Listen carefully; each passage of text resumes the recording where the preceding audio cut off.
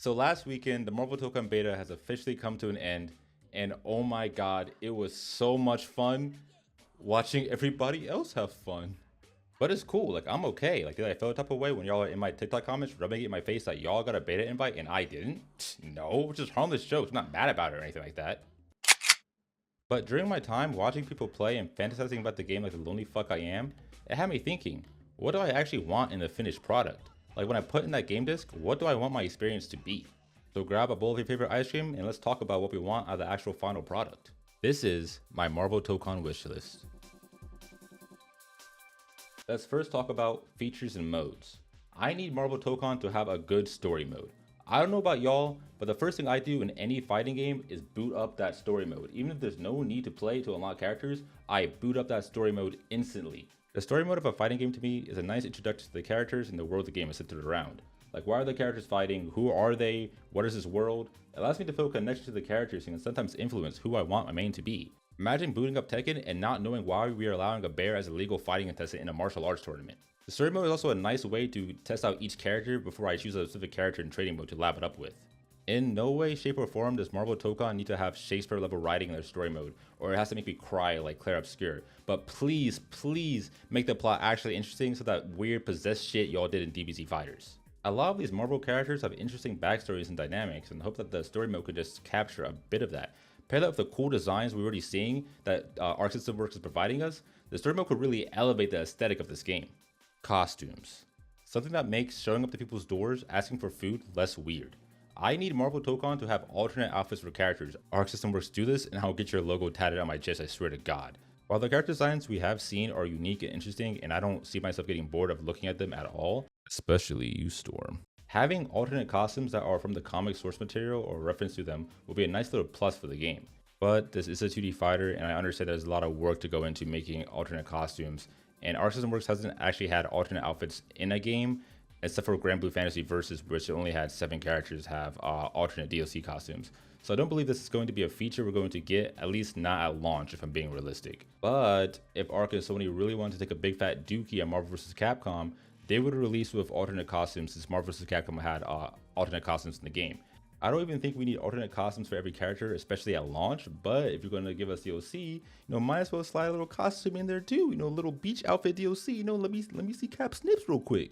Even like 2 alternate costumes at launch would be great, especially if you had to unlock those costumes completing challenges or modes and they couldn't be bought, which would give people a sense of accomplishment. I love when alternate outfits are set behind a challenge wall instead of a paywall to show others, hey, I put in the work, I put in the time. It feels more meaningful to me than paying for it. This brings me to my next wish.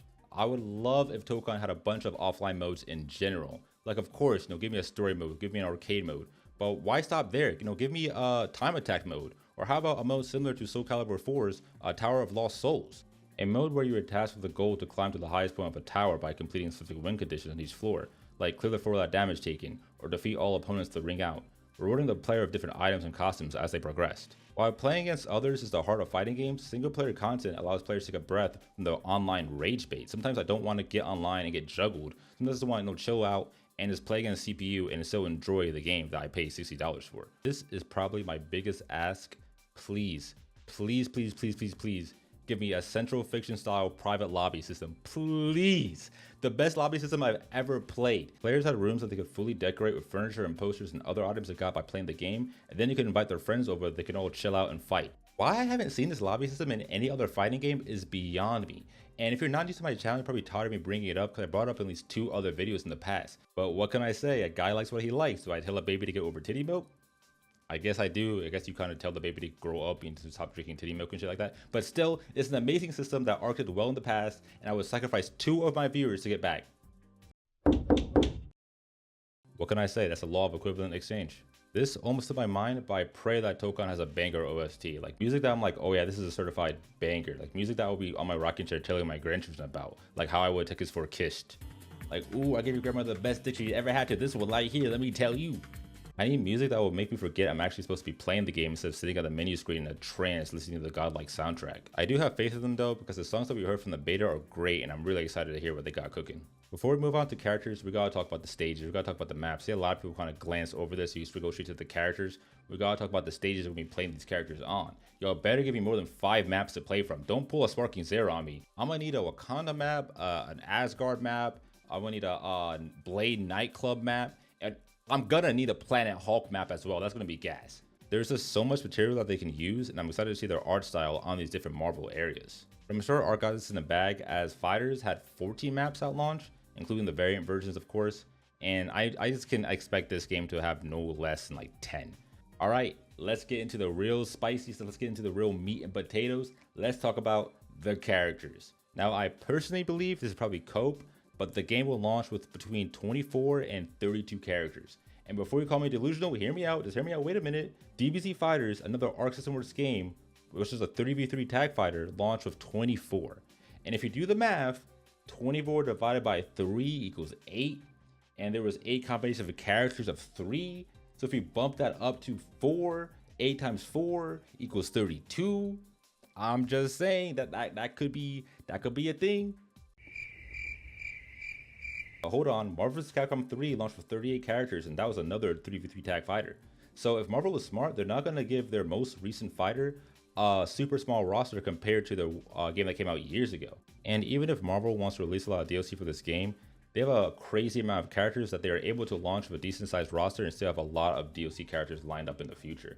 They could also use this chance to introduce a lot of lesser known Marvel characters, like how Rivals introduced Squirrel Girl and Jeff Landshark. I really don't think this is too crazy and out of the realm of possibility. I'm like 50-50 on this, because the game is getting funded, according to the devs at Arc System Works, by PlayStation and Marvel. They're getting a crazy huge budget, so I can only expect there could be a lot of characters in this game, especially with it being a 4v4 tag fighter. But I'm gonna keep coping. Please give me a decent sized roster at launch. Do not give me like 16 characters. I'm gonna need at least 20.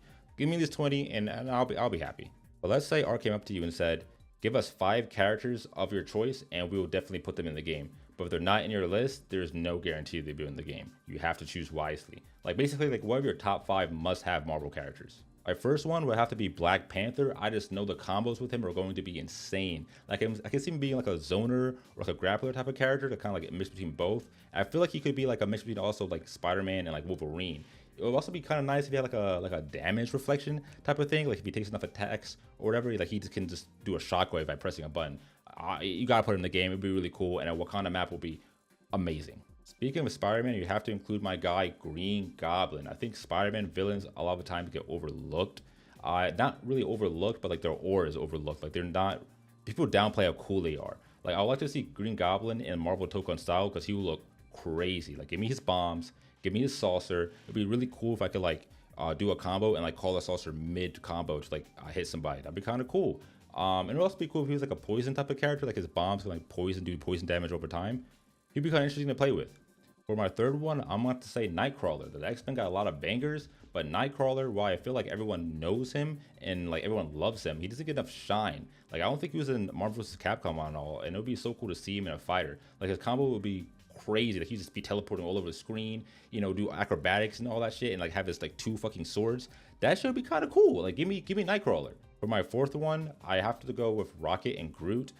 Make them one character. I love the 2-in-1 characters. I choose them every time. The setup for combos would be really nice for these characters. Maybe Rocket could be a kind of like a support kind of thing. Maybe he can like increase attack power or whatever. Maybe Groot can like set up combos. I don't know. It'd be super cool to be able to have them as one character. I know the voice clips would be really funny, and seeing them fight together would be really cute. I don't know. That's my fourth character. That's a must-have.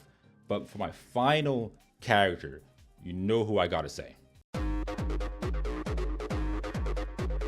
My man Blade has to be in this game. Marvel needs to stop holding Blade, because he's not a dead IP at all. Like you saw how excited people were for him in Marvel Rivals. Rivals where I got him looking nice, no got him with the braids and shit like that. I cannot imagine what the Tokon devs would do with his character. He's gonna look crazy to put him in this game.